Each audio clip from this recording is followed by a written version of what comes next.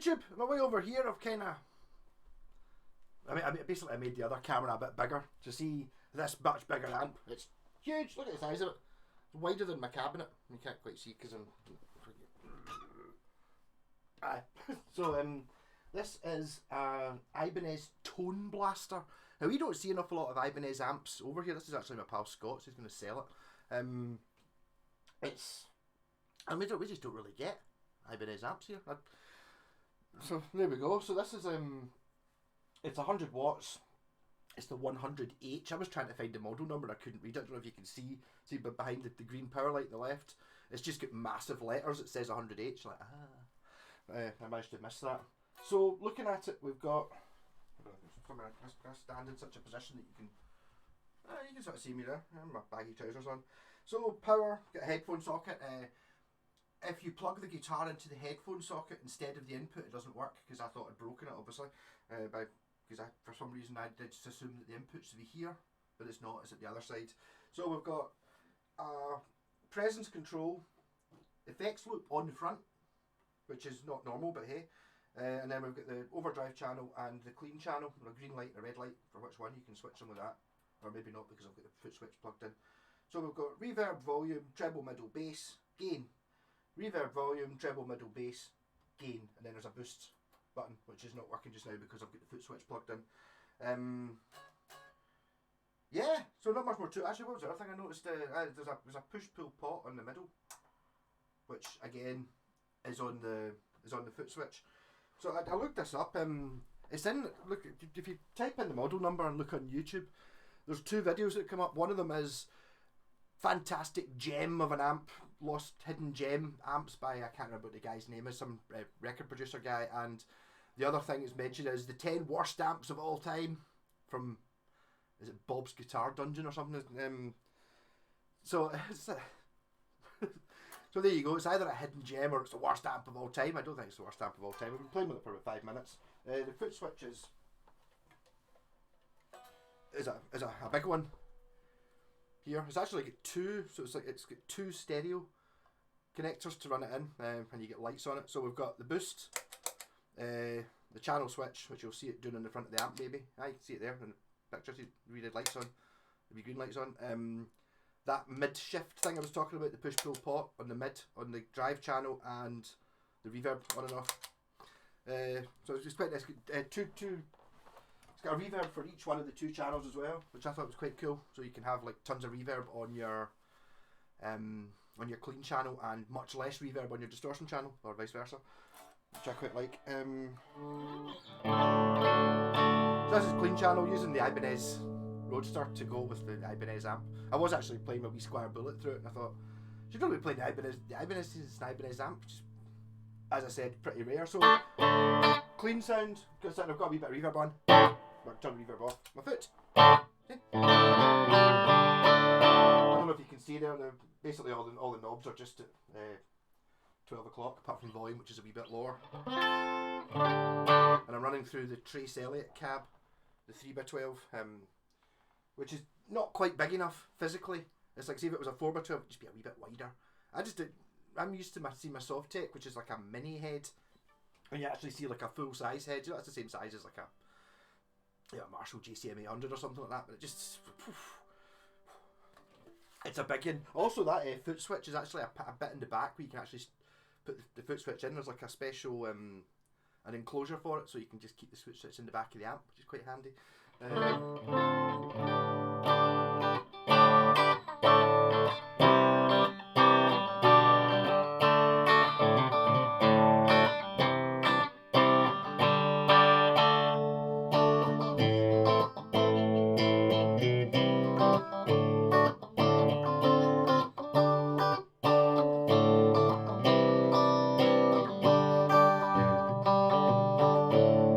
So again, if you check out that other review from the guy who says like the diamond, whatever it was, bargain of the century, whatever it was, it says on it, he's much more into his metal, so he's kind of doing an awful lot more of the adjusting stuff. I'm just basically using it in here for what I use it for, which is just an amp to play. I would normally have I'm just going straight into it just now. So if I want to do a loop, I'm gonna have to put a loop in. I might put a loop in on the bass, maybe.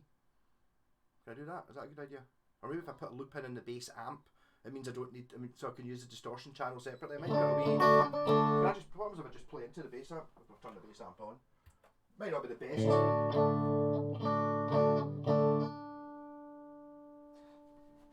I'm not plugged in. I'm plugged into the big amp. Hold on. I'll stick in a wee something in the background. I might even. I was being sensible. I might speed this bit up.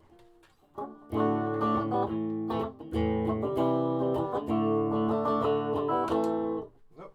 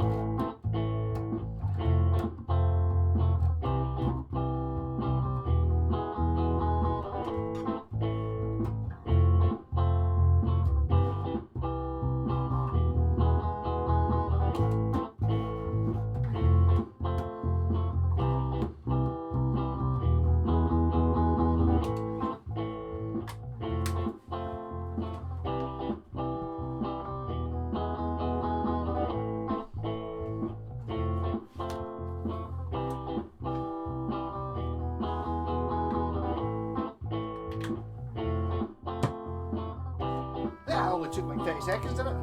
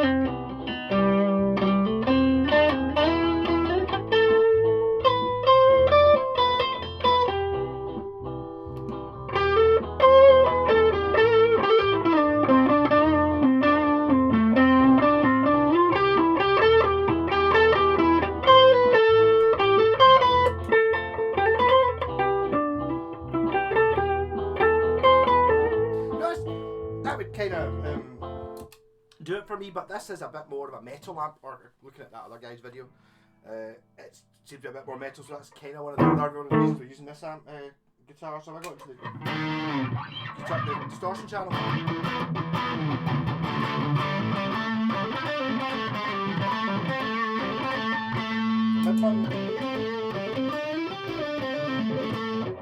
That's like a total scoop.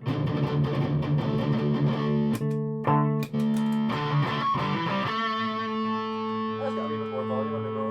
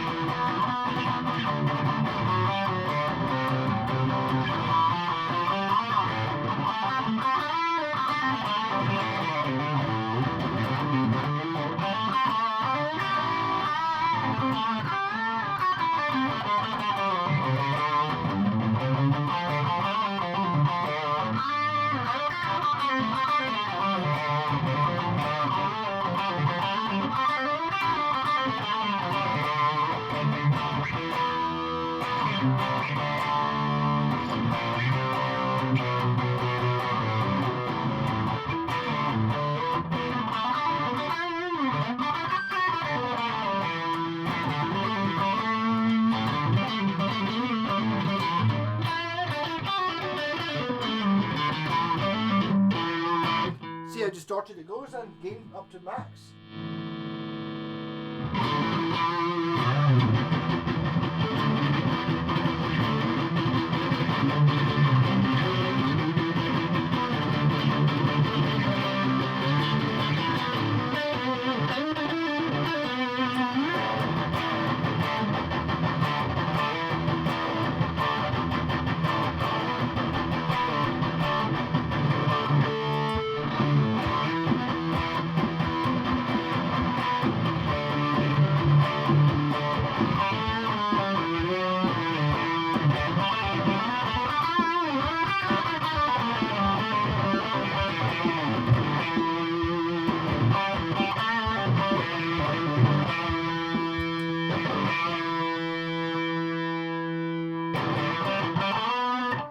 More Maggie sort of thing. What's that? Just slightly less than half.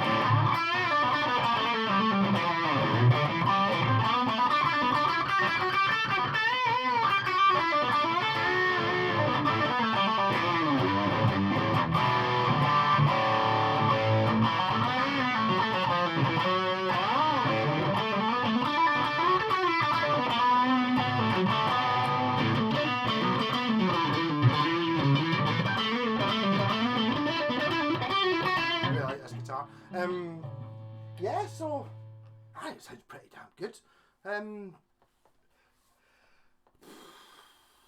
To be honest, for me, it's physically too big. If I was gigging with it, but if you're having it in the house, it's like I don't know. Maybe I'm standing in front of 6 foot high Marshall bass amp, which is kind of silly as well. So maybe it's just cool because more is more. And this thing obviously it's 100 watts, so it's sitting there at very quiet volume, way less than half. It's probably not its ideal situation. It's a gigging amp.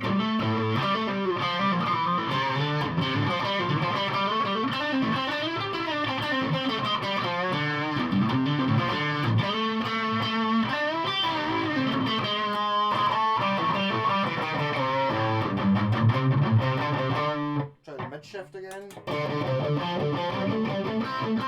To be probably, maybe, I think the reason you'd want to do that is if you're in like a 2 guitar super heavy metal band, like a thrash band, so you can hear the lead over the top. The rhythm guitarist kind of uses, that behind it. I can't play it.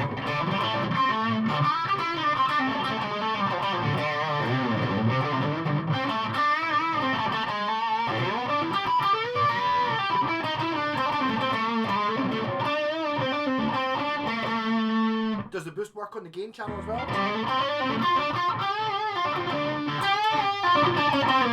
Yes.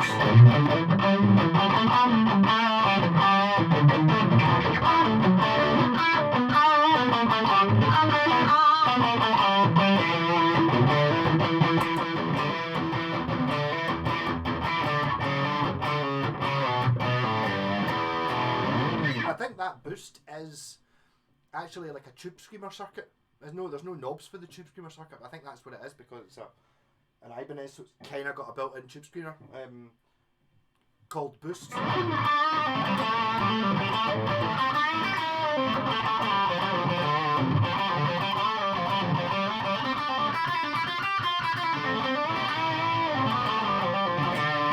I'm liking it. Hold on, I'm going to put it.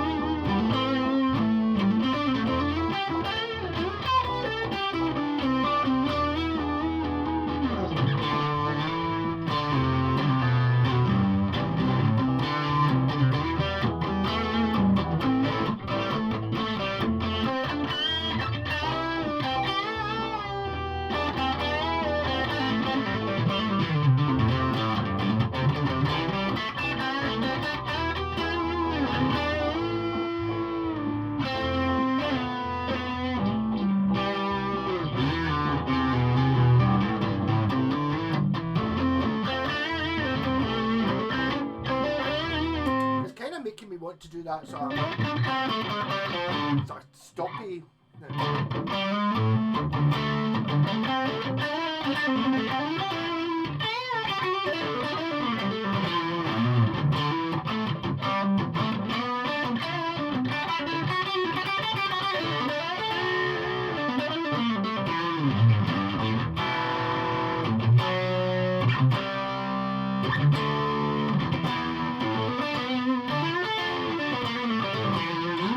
I think this would be fantastic for a young thrash band or something like that. Brilliant, proper heads. Also, the tube versus the valve v solid state thing, I think makes much less difference with something that size because there's so much power in it. You know what I mean? I'm normally comparing. It's like, oh, it's a I'm a tube snob and stuff like that. I think when you get an amp that size, yeah, it's maybe a bit different, but something like that. I mean, I wouldn't have known if I wasn't told, or in fact it doesn't have a standby switch, would maybe have got me onto it. I could use that no problem at all.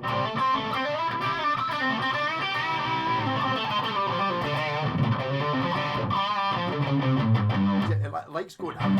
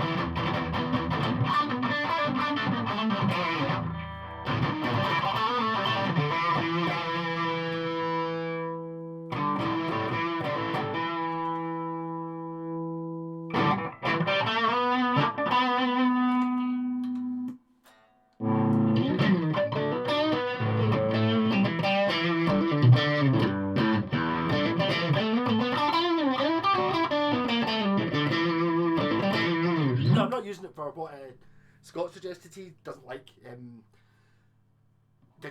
digital distortion, he calls it. It sounds pretty good. If that's kind of the sound you're after, which I quite like. Kind of, no, he's not the same as, but kind of in the same direction as like the Boss Metal Zone pedal, maybe, and probably millions of other things. But for me, it's kind of got that, that sort of.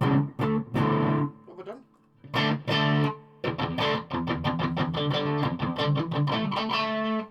You suggested using it just as a, like a pedal platform, but you just use the clean channel and then run your pedals in, which I've not done. I don't really use pedals that very much. I'm quite happy. I'd be happy with that as a distortion thing. The only reason I would have to use pedals is to get the loop pedal, so I can put like a clean rhythm track in and then play distorted over the top of it. But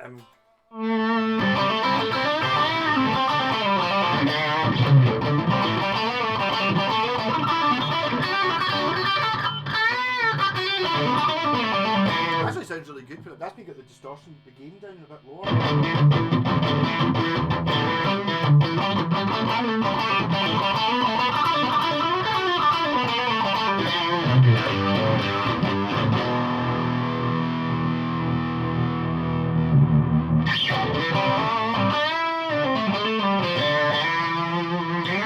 Yeah, so in the comments everyone's getting to say, is it the worst guitar amp you've ever heard? It's like, there's no way the top. I would say it's like, that guy who's got it in his top 10 worst amps. It's like, I've definitely had more than 10 amps that were anything like as good as that. So there we go. So I suppose it's all a matter of taste. But I have no problem with it. I should have really plugged my pedals in. I might do another video later on in the week of it. I played it for an hour, kind of set it up a wee bit myself. I wasn't going to try and do that live, sit and mess about with the EQ. Didn't do very much EQ. Put the bass up a wee bit, took the middle down a wee bit, took the treble down a wee bit, and put the presence down a wee bit. And it just seemed to go. There's quite a lot of variation in it. and it's nice having 2 channels each with full treble, middle, bass. Is that normal? Is it not normally bass, middle, treble? For some reason I want it to be bass, middle, treble. I think the way a graphic EQ is. So on the right it's the higher ones, on the left it's the lower ones. It does say on it, and I'm sure you get used to it pretty much quickly. When you're turning up the treble thinking it's the bass, you're going to turn up and go, that's not the bass. So I assume you just get used to it really quickly. So I've managed 20 minutes, let's get on. Cool, so rock on. I'm still hungover from last night's live stream. Cheers for everyone for joining in last night. A good laugh. I've still got a Buckycaster video to put out. The one I gave to Foxy. I might put it out tomorrow night instead. I'll put this one out tonight to keep us... Oh, I'm not wearing my Malko t-shirt either. Ah! Everything's going wrong. Get a sore shoulder and things just go haywire really quickly. So rock on and check out this. I'm going to put it up for sale actually tonight. It's not raining, right? Take it out and take some photos of it. Purely mostly because of the physical size of the thing. I don't know where to put it. This is the first time the Softex not been there since I moved in. Even though the Softex never very rarely plugged in, it's there. I'm kind of used to looking at its lovely snake skinness. That one I had to take it out just to get it to actually physically fit in, and even then it still overhangs the edge of my cabinet by 2 inches.